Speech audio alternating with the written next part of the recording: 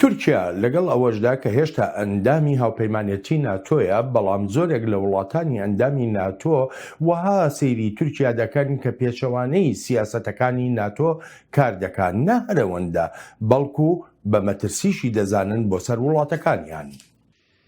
Le théâtre méditerranéen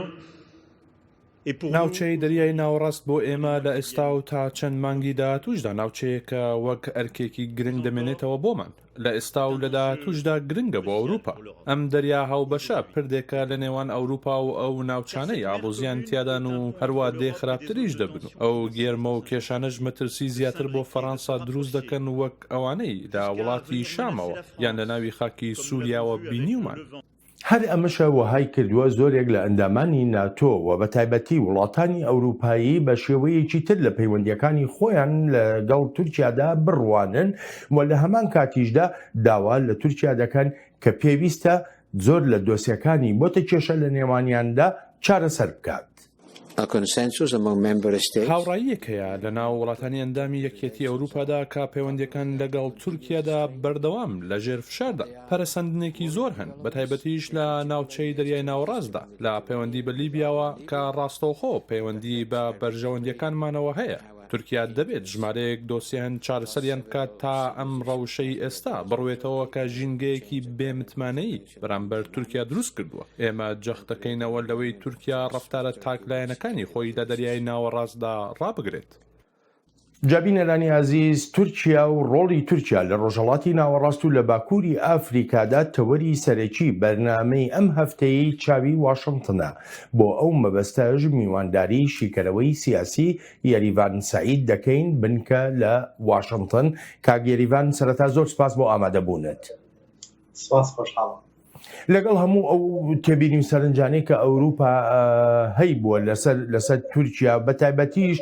لەو پرۆسەی گەڕان بە شوێن نەوت و گازەدا لە دەریای ناوەڕاستدا، ڕۆژهەڵاتی دەریای ناوەڕاست مەبەستمە.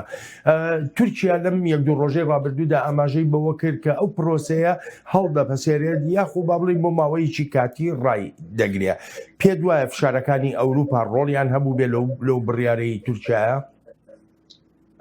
بەدڵنیاییەوە بە تایبەتی بە فەڕەنسا و هەروەها گریک وەروەڵ چەند وڵاتێکیکەی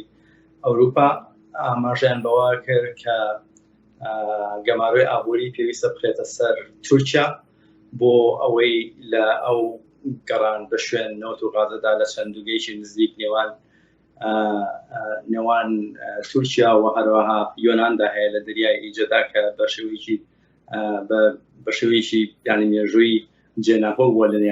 لە نێوانیاندا. ئەمەوەی کرد کە لیرەی تورکی بە شێوەیەکی زۆر بەرچاو ینی داڕمانێک بەخۆیەوە بێنێ دوێنێکەوە یەکەم جار یەک لیرەی تورکی $1 بەرامبەر بە 8 لیرەی تورکی بوو کە ئەمە ژوای کرد لە ڕاستیدا لە ئەردۆگان واروەها لە ساڵاتی سیاسی لە تورکیا کە پێداچوونەوە بکەن بۆ ئەوەی کە ئایا ئێستا کاتی ئەوەیە بەدوازاچوون بەدوای نەوت و گازا بگەڕێن لە ئەو شوێنانەی کە جێنیارکۆکە یان پێویستە لەگەڵ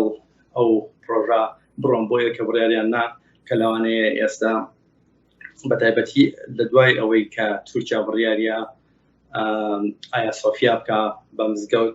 تورکیا زیاتر لە ڕۆژ ئەوان گوشاری زۆری نەکتەنها لایەن ئەوروپیەکانەوە بەڵکو لایەن ئەمریکاشەوە بەڵام بە تایبەتی لایەن کۆنگرێسی ئەمریکاوە گوشارێکی زۆر هەیە، ڕخنێکی زۆری لێگرن کە تورکیا لە کاتێک کە ئەندامی ناتوێت لە کاتێکا کە بەشێک بووە لە بلۆکی ڕۆژئاوا ئێستا بە شێوەیەکی زۆر نابەرپرسانە ڕەفتار ئەکات نەک تەنها لە ڕۆژهەڵاتی دەریای ناوەڕاستە بەڵکو لە شوێنەکانی کە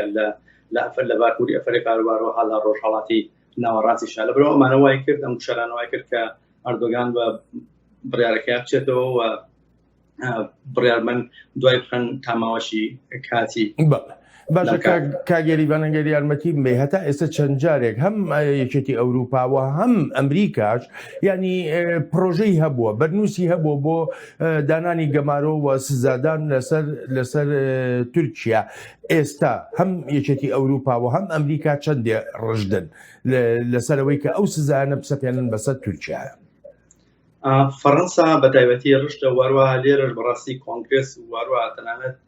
بڵێن شەقامی ئەمریکی زۆر دژ بە تورکیان لەم کاتەدا بەڵام لە هەمان کاتە ئەبینی ئیدارەی دۆنالد ترامپ لەگەڵ ئەردۆگانە زۆر ڕێکە و لە هەمان کاتیشە لە ئەوروپا ئەڵمانیا و مێرکڵ چانسلەری بە ئەڵمانیا ناهێڵن زۆر ئەو گوشارانە لەسەر تورکیا ینی زۆر بێت و ناهێڵن وا بکرێت کە گەماڕی ئابووری بسەپێنرێ بەسەر تورکیادا ئەڵمانیا بە حکمی ئەوەی کە مێژوویکی زۆر دوور و درێژی هەیە لەگەڵ تورکیا نەک تەنها لەگەڵ تورکیا لە سەردەمینەوەدا بەڵکو مێژووی دوو وڵات ئەگەرێتەوە بۆ ساڵی 1970ەکان لە حەربی عالەمی یەکەمدا لە یەک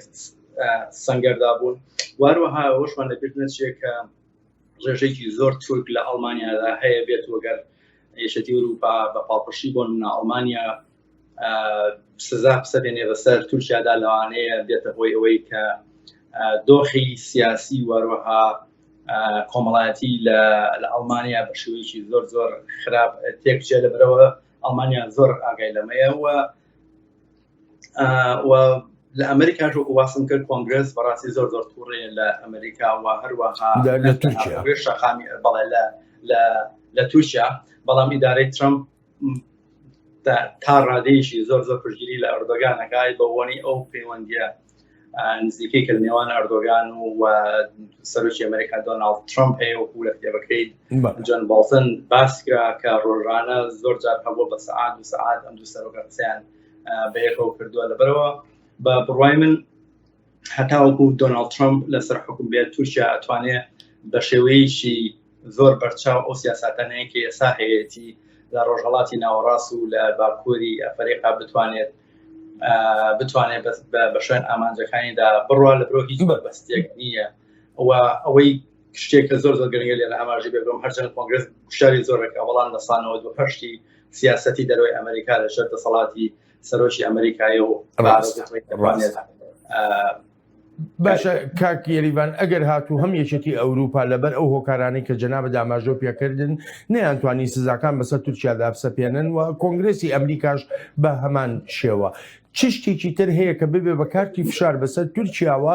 تاوەکو سیاسەتەکانی لەگەڵ سیاسەتەکانی ناتۆدا بگونجێنێ تاوەکو سیاسەتەکانی ببێتە ئەو سیاسەتە ڕۆژاواییەی کە هاوپەیمانە ڕۆژاواییەکانی تورکیا لە ئەنکەرەی داوا دەکەن. لە دوای ئەوەی کە پارتی گەشەبێدان عەدالەت ئەهاتە سەر حکوم لە 2002 لە ڕاستیدا وردە سیاسەتی دەرەوەی تورکیا وەروها تورکیا بە شێوەیەکی گشتی لە ڕۆژئاوا ترازە بەڵام ئەم ئەبڵێن لێکترازانە وردە بوو هەنگاو بە هەنگاو ئەردۆگان ئێزانی چێ کرد یەکەم جار ئەو بوو کە دەسەڵاتی سێکولاریزم بە تایبەتی کە لایەن سوپای تورکیاوە بۆ نمونە دەستور و هەروە حکمی سێکولاریزم لە تورکیا ئاپارێزرا وردە هێنایە ژێر دەسەڵاتی خۆی هاوپەیمانی لەگەڵ بۆ نمونە گوڵنا کرد بۆ ئەوەی کە سوپا بێنێتە ژێر دەسەڵاتی خۆی لە دوای هاوپەیمانی لەگەڵ کووردا کرد بۆ ئەوەی کە بتوانێت هەندێک گۆڕانکاری لە تورکیا بکبوون 2013 کوردش ئۆپنینی ڕاگەیانەوە دەکرانەوە بەڕۆی کووردە ئەمانە وای کە وردە ئەردۆگان بتوانێت بە شێوەیەکی زۆر استراتیژی لە ناوخۆدا خۆی بەهێزکا دووبارە دەستوری تورکیا دابڕێژێتەوە بتوانێت سیستەمی بۆنە پەرلەمانتاری لە تورکیا بگۆڕێ بە سەرۆکایەتی خۆی بە سەرۆک بینێتەوە واروها تورکیا بە شێوەیەکی زۆر بەرچاو ئەردۆگان توانیوێتی کە سوود لە رووسیا وەربگرێ بەرامبەر بە ناتۆ و هەلامان کاتان ناتۆش بەکاربێنێ بەرامبەر بە رووسیا لە بەرەو سیاسەتێکی تاڕادەیەک هاوسەنگی لەم نێوەندەدا گرتووە دەبەر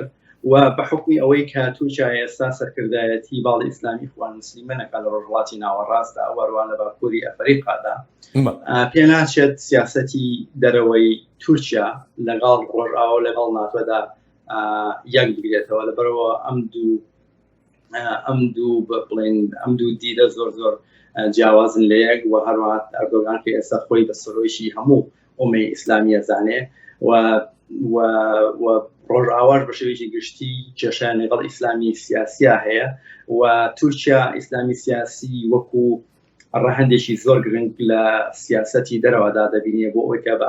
ئامانجەکانی لە سیاسەتی دەرەوەدا جێبەجێ بکە و بۆی بینین لە باکووری ئەفریقا لە لیبیا کە ئێستا بە شێوەیەکی زۆر شڕ و پڕ لەگەڵ حکومەتی فەیاضدا یان وفاقی وەتەنیدا کە پشتگیری کاتووە دژ بە جەنەرال حەفتەر ئەجەنگێ و لەمانکەدا ئەگەر سێری خۆچی ئەفریقا بکەین سۆمالیا و شوێنانەیە بۆ یەکەم جار تورکیا لە ئەفریقا کە بنکەیشی سەربازی هەبوو و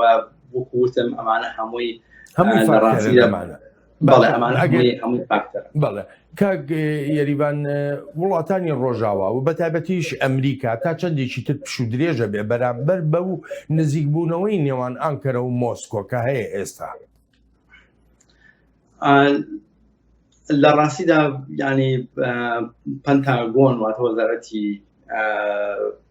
بەرگری ئەمریکا کۆنگرس و هەروەها ئەنجومەنی ئاسایشی ئەمریکا زۆر دیگەرانە لە نزیکبوونەوەی نێوان رووسیا یان پوتین و ئەردۆگان بەتایبەتی لە دوایەوەی کە سیستەمی S400 کڕی و پەنتاگۆن و بڵێن ئەمریکا بڕیاریە کە فڕۆکەی F-35 ننرێ بە شێوەیەک بۆ تووشە بەڵام ئەمانە وردە یعنی گوشارن ئەوە نییە کە بە شێوەیەکی کوتوپۆڕ ئەمریکایان ڕۆژئاوا بڵێن ئێمە وازمان لە تووشە هێنا ئەوە دەکەن کە تورکیا بە سیاسەتەکانی خۆیان بڕاتەوە وەڕوا دووبارە بگەڕێتەوە ناو ئۆربیت یان سەتەلایتی ناتۆ بەڵام وەکوتم هەتاوەکو ئەردۆگان یعنی ئیسلامی سیاسی لە هەندی سیاسەتی دەرەوەی دابێت بیرێ خۆی وەکو سەرکردی هەموو مسلمانان بینێ و بیرێ ئیسلام بەتایبەتی بڵاو کاتەوە لە ڕۆژهەڵاتی ناوەڕاستیان یان وەکو کارتێکی سیاسی بەکاردێنێت لە سیاسەتی دەرەوە زۆر زەحمەتە کە ڕۆژئاوا و تووشە یەک بگرنەوە جارێکە وەکو هاوپەیمانەی کە لە سەدەی ڕابردووە هەبوو. بەڵێ کاک یاریبان من دەگەڕێمەوە بۆلات ئەلبەتە بینەرانی ئازیزەوەی کە نوکوڵی لێ ناکرێ ئەوەیە سیاسەتەکانی تورکیا بۆ ئاڕاستەیەدان کە خۆی جێگیر بکە هەم لە ڕۆژهەڵاتی ناوەڕاست و هەمیش لە باکووری ئافریقا وەکو شیکەرەوە ئاماژەی پێ دەکەن دەشێت ڕەوشی لیبیا هاندەرێکی سەرەکی بوو بێ بۆ ئەو ئامانجەی تورکیا. لیبیانن بارشە ئەوە گرنگە هەموو جۆرە یارمەتی و کۆمەکێک بۆ حەفتەری کودتاچی کە ڕێگری دەکات لە ئاشتی و ئاسایش و پارێزراوی هەرێمایەتی لە لیبیادا دەست بەجێ ڕابگیرن. ئەنکەرە وەکو جەختی لێ دەکاتەوە دەڵێت ناخوازێ لیبیا پارچە پارچە بکرێت. ئامانجی ئێمە ئەوەیە لیبیا لە ئاشتی و ئاسوودەیی و ئاسایشدا بژی لیبیایەکی یەکپارچە و سەروەر چونکە تەنیا یەک لیبیا هەیە. بەڵام ئەم جۆرە لێدوانانەی گەورە کاربەدەستانی تورکیا لە لای هەر هیچ نەبێ بەشێک لە لیبیاییەکان ناخوات و دەڵێن نەخێر تورکیا ئامانجی تری هەیە.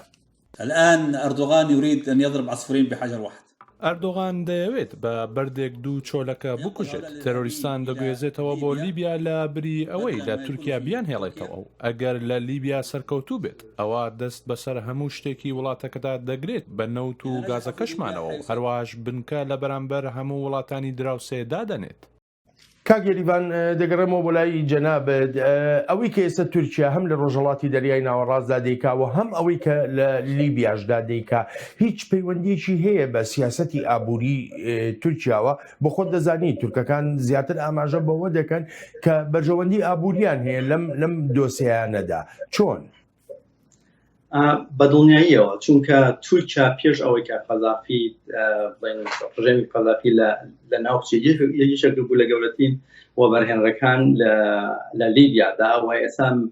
لیبیا حکومەتی بڵێن لیبیا بە شێوەیە دەوڵەتی لیبیا بە ملیارەها دۆلار بەڕاستی قەرزاری وەبەرهێنەرە تورکیەکانە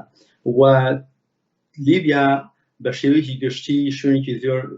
جیۆستراتیژی زۆر گرنگە بۆ تورکیا هەرچەنە ئێستا کە حکومەتی فەیاض تقریبا لە ساڵ تا لە ساسی خاچی لیبیای بەدەستە لە ساڵ 80 تقریبا بەدەست خێڵەکان و هەروە جەنرال حەفتەرەوەیە بەڵام ئەگەر سێی لیبیا بکەین لیبیا لەگەڵ 6 وڵاتی گرنگی ئەفریقادا دراوسەیە لە نەیجیر و چاد و مصر و سودان و وڵاتانی دیکە. تورکیا تەنها لە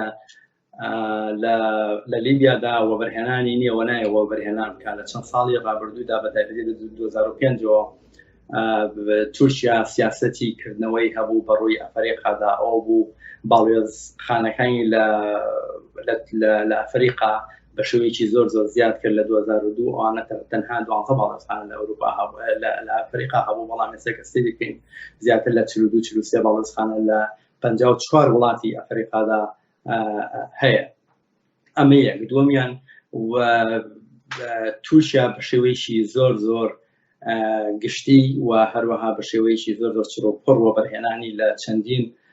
وڵاتدا کردو بۆن نەیجیر و هەروە نەیجیریا، کینیا، بەتایبەتی نێجیر و وڵاتەکانی کە تقریبان حەڤە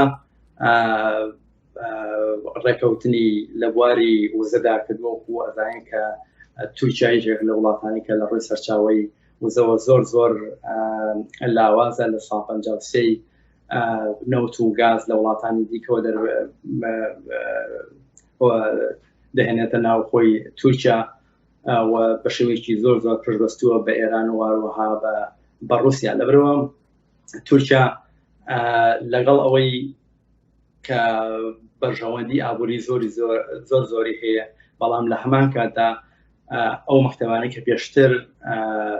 لەلایەن فەتحوڵا گوڵنەوە ئەڕۆشن بەڕێوە یان بەڕێوە ئەبران ئەو قافی تورکیا توانی گوشارکە لە وڵاتانی ئەفریقا بەهۆی ئەوەی کە وەکو وزم ئاماژەم پێ کرد کە بەرژەوەندی زۆری ئابووری وەرەوە بەرهێنانی زۆری هەیە ئەوانە هەمووی بکرێتەوە بیان خاتە ژێر دەسەڵاتی وەقفی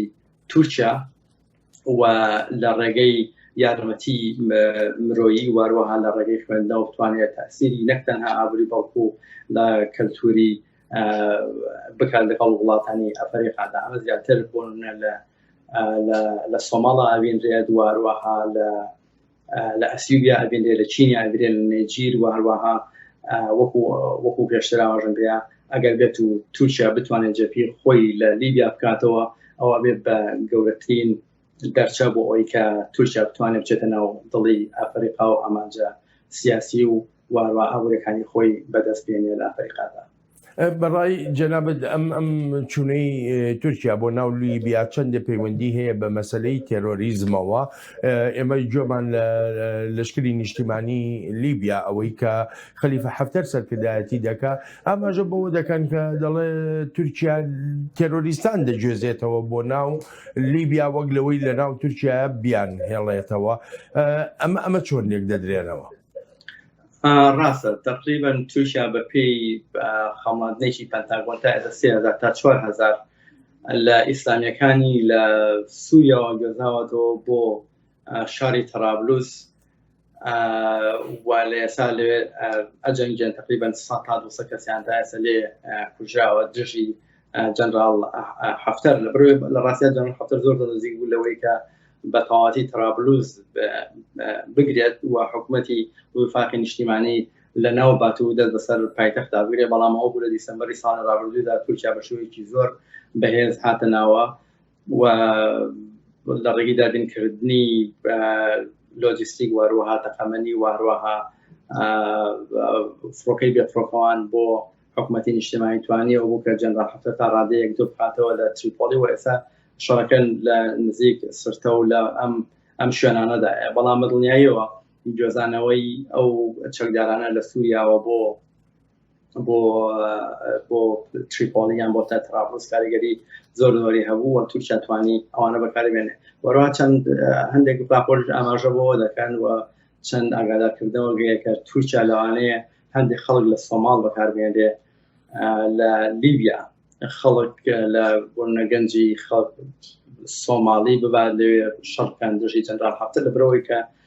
لە ڕاستیدا تورکیا و سۆماڵ پەیوەندیشی زۆر تونوتوڵیان هەیە لە ڕێی ئابووری وەرەوە سیاسی لە برەوەی کە تورکیا یەکەم وڵات بوو لە 2013 لەو کاتە کە قاتووقڕێکی زۆر هەبوو لە سۆماڵ ئەردۆگان و ژنەکەی لە مەخەدیشۆن نیشتنەوە وەروەها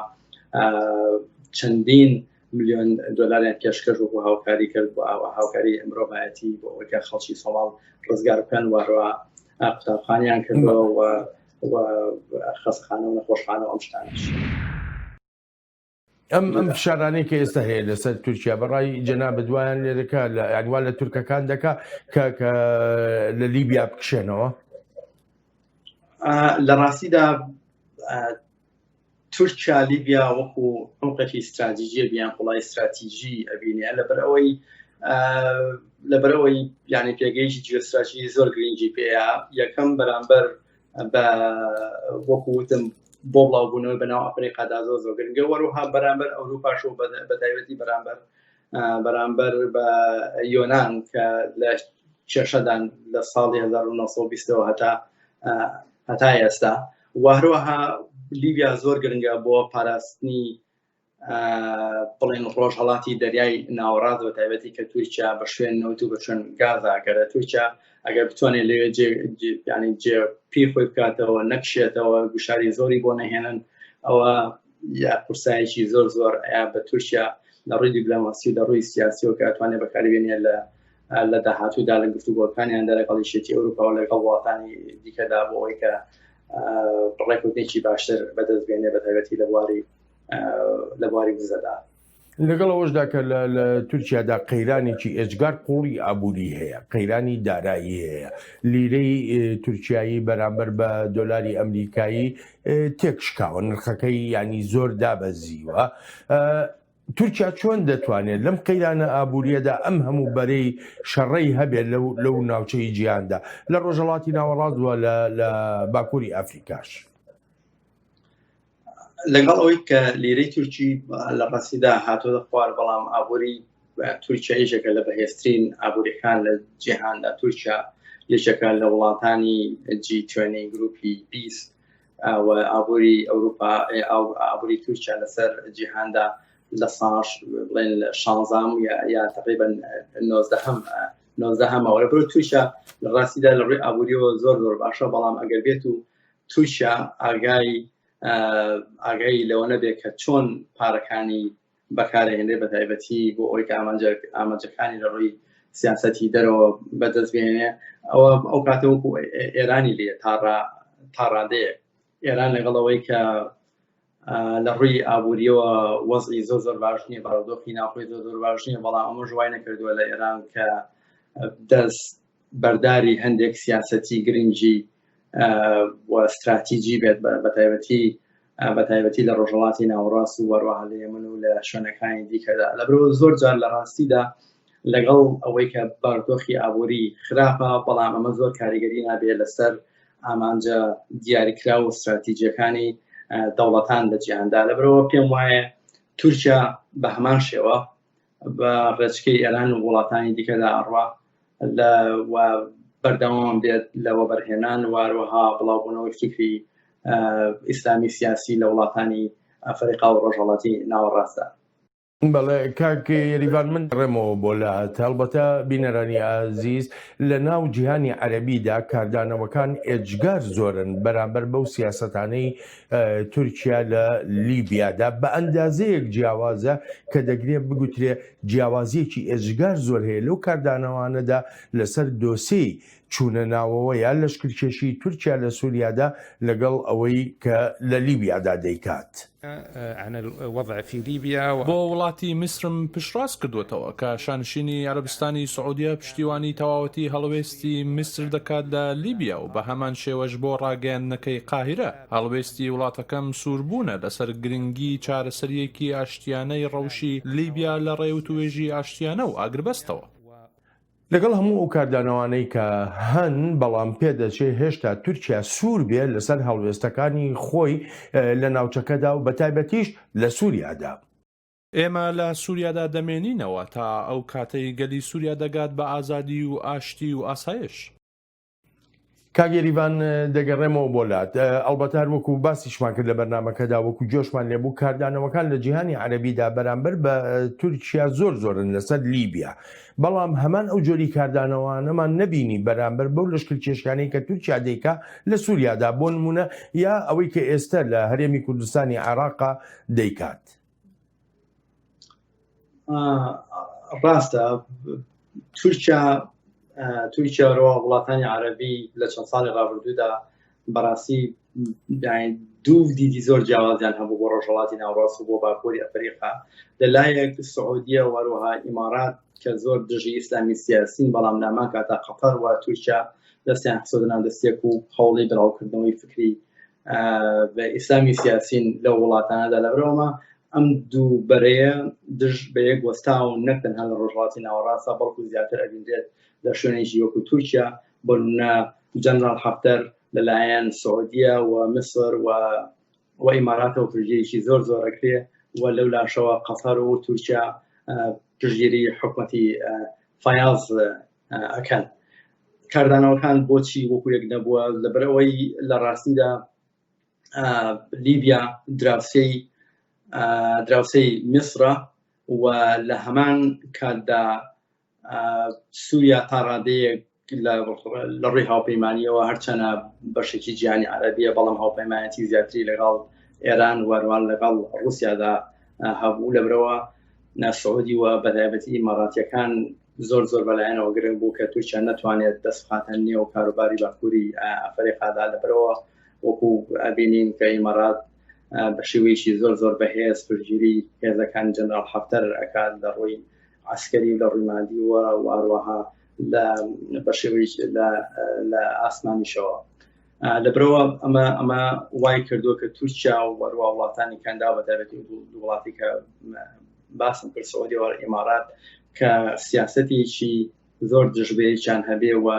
زۆر مەسەڵەحەکانیان لە ڕۆژهەڵاتی ناوەڕاست وەروەها لە باکووری ئەفریقا وەروەها لە سۆماڵیشدا دژ بە یەک بن تورکیا بە شێوەیەکی زۆر بەهێز لە سۆماڵدایەوە سۆماڵ یەکێکە لە وڵاتانی کە نزیکە بەرامبەر لە سعودیەوە سعودیە بەتایبەتی تورکیا و بوونی تورکیا لە خۆشی ئەفریقا بە مەترسیی زۆر گەورە دادەنێن لەبەرەوە ئەبینین کە سعودیە و بەتایبەتی ئیمارات پشتگیری دوو هەرێمی لە سۆمالیا دەکەن چۆن هەرێمی کوردستان هەیە تا ڕادێک سەر بەخۆی لە سۆمالیش باماشی و سۆمالیلاند وەروە هەرێمی پونتلاند هەیە کە ئیماراتی وەروە سعودیەکان یانەیە تا ڕادێک سەر بەخۆی هەبێ و ئەوان لەوێ دەسەڵاتی بەهێزیان هەیە بەڵام لە هەمان کاتدا تورکیا دەسەڵاتی سیاسی وەروە هاوپەیمانیی بەهێزی لەگەڵ حکومەتی مەقەدیشۆدا هەیە لەم کاتەدا تورکیا لە زۆر بۆنەدا ئاماژەی بەوە کردووە کە کردە لەشکریەکانی هەم لە هەرێمی کوردستانی عێراق و هەم لە سووریاشدا بۆ لێدانی پارتی کرێکارانی کوردستانە و دەڵێ یەکپارچەیی هەم عێراق و هەم سووریا دەپارێزێت و بە هەمان شێوەش بۆ لیبیا هەمان جۆرە ڕوانینی هەیە کە دەڵێ دەبێت لیبیایکی یەکگرتوو بێ و یەک پارچە بێ بەڵام هەندێک لە شیکەرەوە لێرە لە واشنگتن یعنی ئاماژە بەوە دەکەن بوونی لەشکری تورکیا بۆ نمونە لەناو سووریادا جۆرێکە لە دابەشکردنی سووریا هاوڕایت بەدڵنیاییەوە ئەگەر سەیری بڵێن مێژووی تورکیا بکەین لەگەڵ سووریا بەتایبەتی لە ساڵی 1516دا لە ڕاستیدا لە 24 هەشتی 1516 بکەوسوانەکان لە شەڕی منج دابێغدا توانیان سووریا بگرن ئەگەر سیر بکەینەوە ئەم مێژووە بەراورد بکەین بە ئۆپراسیۆنی سەربازیەکانی تورکیا لە 2016دا ئەوانیش بێزەبەت لە 26 هەشتی 2016دا دەستی بێگەر ئەمە هەمووی ئاماژبەوە کات کە تورکیا لەگەڵ ئەوەی بە شێوەیەکی زارێکی ئاماژبەوە کات کە ئەوێت یەکێتی بۆن یەکپارچەی ئەم وڵاتانە پارێزە بەڵام هەوڵەدات دابەشیان بکات دابەشکردنەکە بە شێوەیەک کە لە قەنجارزی خۆی بێت بۆ نەحە دەکات ئەوێت ئەو ئەکتەرە ناودەوڵەتیانە دەسەڵاتیان لەو ناوچانە دەبێت کە ملکەچی سیاسەتەکانی ئەنقەرن لە تورکیا وەروەها لە لیبیا وەروە لە شوێنەکانی دیکەدا وەروە هاتنە ناوەی تورکیا بوون بۆ شێوەیەکی زۆر خۆڵ لە هەرێمی کوردستان لە ژێر بیانووی جەنگی پارتی کرێکارانی کوردستان تەنها بیانوویەکە بۆ ئەوەی کە تورکیا ئەو خەونی کە هیوە لە ڕابردوودا بۆن ویلایەتی موسڵی لەدەستدا وەروەها حەلەبی لەدەستدا ئەم شوێنان لەدەستدا تورکیا ئێستا بڕوای وایە کە دەرفەتێکی مێژووی هاتووەتە پێشەوە ئەتوانێت ئەگەر نەشتوانێت بەتەواوەتی بیان جێڕێنەوە ژێر دەسەڵاتی خۆی بتوانێت نفوزی خۆی زیاد بکات لەم شوێنانەدا لە ڕووی ئاسکەریەوە وەروە دواتر بتوانێت لە ڕووی کەلتوری وەروە لە ڕووی ئابووریەوە سوودیان لێوەربگرێت. لەبرەوە ئەمە بنەمای سیاسەتی دەرەوەی تورکیایە کە دیدەکەی بەر لە ڕاستیا گەڕێتەوە بۆ ساڵی 1990 ئەو کاتێکە ئەحمەد داڤڵۆغلۆ کە لەو کاتەدا تەنها ئەکادیمیەک بوو کتێبی عمقی استراتیجیک دەرتێنووسی استراتیژی ئاماژەی بۆ کە تورکیا پێویستە دووبارە بگەڕێتەوە سەر ساحەی ڕۆژهەڵاتی ناوەڕاست و باکووری ئەفریقا. تورکیا تەنها نابێت هێزێک بێت، هێزێکی بچکۆڵانە بێت بەقووەتوانێت ببێت بە هێزێک نەک تەنها لەسەر ئاسی ڕۆژهەڵاتی ناوەڕاست و ناوچەکەدا دەبێت بەڵکوە بێت لەسەر ئاستی جیهاندا بڵێن دەوری سەرەکی ببینێ. بەڵام داود ئۆغڵۆ ڕایەوە پێویستە لە ڕێی کەلتوری وە لە ڕێگەی وە بەرهێنان و لە ڕێگەی ئابووری بکرێ. بەڵام لە دوای ئەوەی کە ئەحمەد داڤڵۆغلۆ وازی هێنا دەستی لە کار کێشاوە لە 2015 بینیمان کە ئەم دیدەی تورکیا بۆ بەدەستهێنانی ئامانجەکانی سیاسەتی دەرەوەی گۆڕا کە لە ڕێگەی هێزی نەر ئەوکو پێ ئاماژەن پێکەوە بەرهێنان ئابووری واروە کەلتوری گۆڕا بە شێوەیەکی ئاسکەری ئەوە بوو. تورکیا جەرابلوسی داگیر کرد هاتە منتیقەی باشقە لە مووسڵ و هەروە بن کە سەربازیەکانی خۆی لە هەرێمی کوردستانە زیاد کرد. لە 2011 چوە ناو سۆماڵ بنکەیەکی سەربازی بۆ یەکەم جار لە دەرەوەی سنوورەکانی خۆی دروست کرد. وەروە لە قەتەردا بنکەی سەربازی هەیە و لە هەمان کاتدا لەگەڵ وڵاتانی دیکەدا بەتایبەت لەگەڵ سووداندا پێشەوەی بەشیر لەسەر حکم لە چێ ساڵی ڕابردوو ئەردۆگان سەردانی ئەو وڵاتی کرد و دوورگەی سوکیان هەیە لەوێ کە پێشتر یەکێک بوو لە وەکو بڵێ ڕەبایەکی ڕەبایی دەوڵەتی عوسمانی لە وڵاتەدا. سوودان عقدێکی 99 ساڵی لەگەڵ تورکیا کرد بۆی کە دووبارە ئەو دوورگە زیندوو بکاتەوە وەکو شوێنێکی گەشتیاری. بەڵام زۆر کەس ئاماژەوەکەن کە تورکیا نیازیە بۆ وەکو بنکەیەکی سەربازی واروەها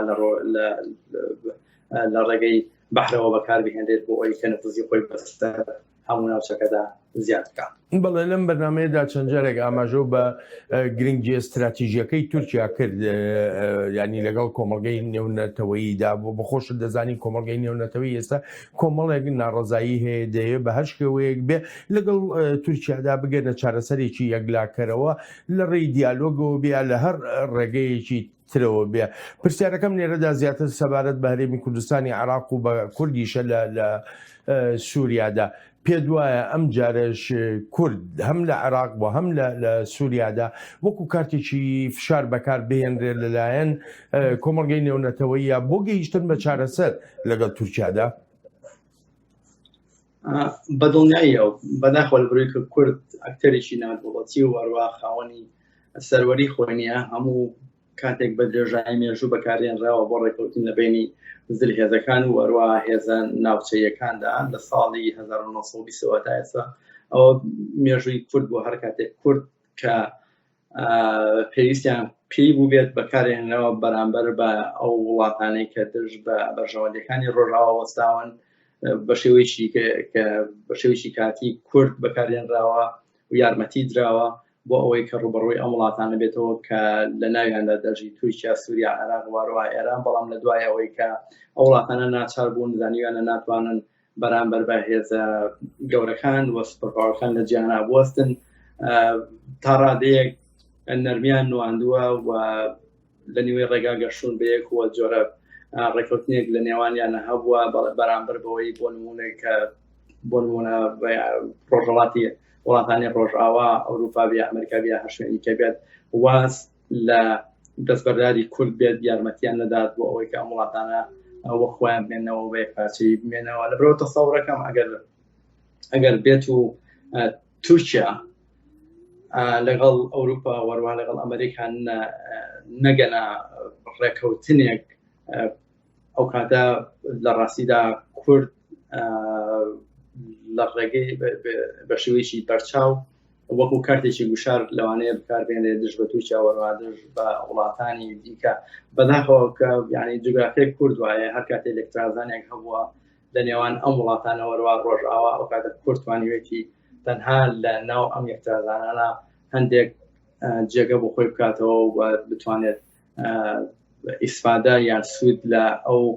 جیاوازی واروە ئەو دەرزانە بینێکە نێوان ئەم وڵاتانەدا هەبووە. ئومێدەکەم وانە بەڵام ئەگەر